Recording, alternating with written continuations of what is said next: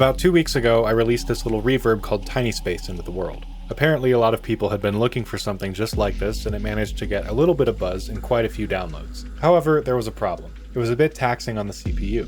I had originally intended for this to be something you'd throw one instance of on a drum bus, but the people who downloaded it had other plans.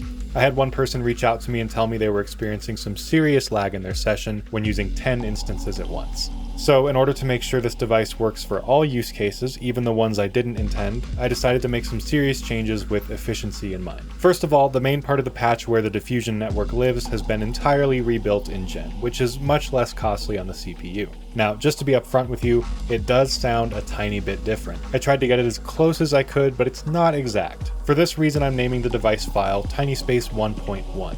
So if you had any projects that heavily relied on the exact sound of the first version, it's not going to automatically replace those.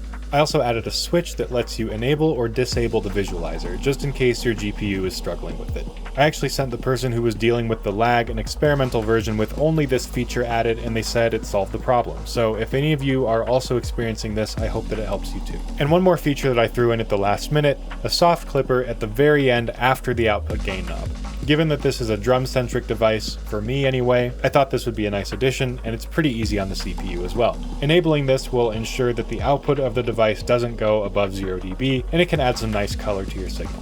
If you already grabbed a copy of the original Tinyspace, you can get the update by going to your Gumroad library and downloading it from the Tinyspace page. Likewise, if you got it from my Patreon, same thing. Just go to the original Tinyspace post, and the file is available to download from there.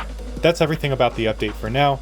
I've got some other cool ideas in the works, including a digital spring reverb emulation that uses no convolution or impulse responses, and I think it sounds pretty damn good. I'm going to try to get that one out by the end of the month. That's it for now. Thanks for everything. I'll see you guys in the next one.